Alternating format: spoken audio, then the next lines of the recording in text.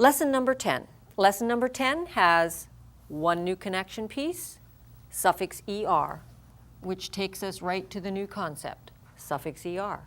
Remember, a suffix, letter or letters added to the end of a base word to change its meaning. ER. Let's look at an example. Bank. One who? Banker. Looks like another one. Fast. I'm faster.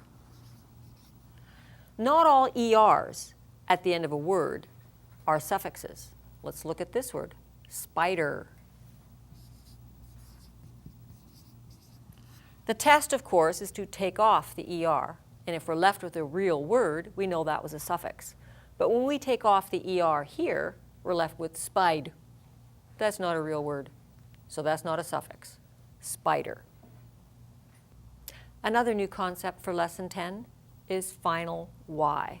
Final Y has different sounds at the end of different kinds of words. For example, in a single syllable word, final position, we have shy. So it sounds like a long I. Another example would be try. If it's a multi-syllable word in an unaccented position, it's going to have a new sound. Let's take a look at accent. We haven't come across that yet. In two-syllable words, we often stress or put more emphasis on one syllable over another. Let's look at the word bumpy. You might have to exaggerate it for students. Bumpy. Where does your mouth come open the biggest? Where's the heaviest sound? Bumpy. We go, okay. Bumpy.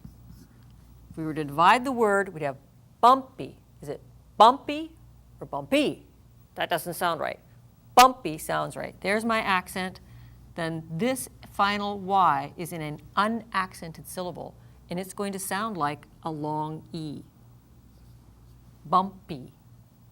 If we look at a multi-syllable word in an accented position, let's look at one.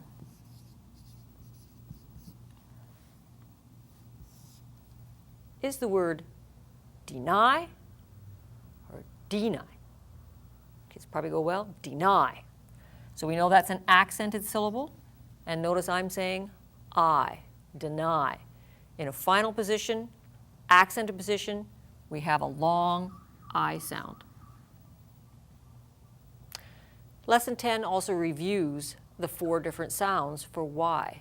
We know that we have consonant Y, which says Y, as in yellow. We also know that vowel Y has different sounds. It can sound like I, as in myth, and it has a long sound I, as in try. And we also saw in multi-syllable words that were accented, deny, and it also sounds like an E in an unaccented syllable. Candy. Candy. So we have Y, I, E. Let's take a look at syllable division with flexing.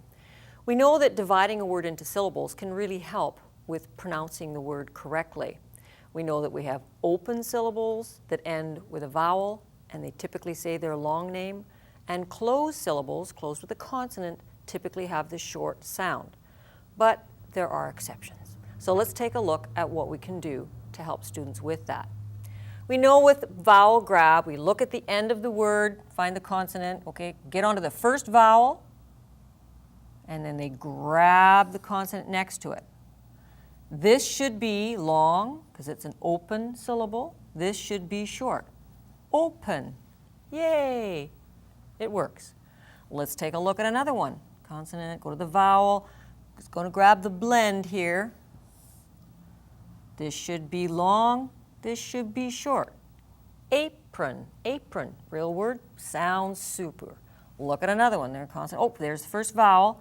He grabs the consonant next to him. Should be long. Should be short. Iris. Iris. Nice flower. Iris. Excellent. So far, so good. Let's take a look at another one. End of the word, consonant, first vowel. He grabs the consonant. Oh, look, we got no consonant here, so it should be open, and it should be short. Gravel.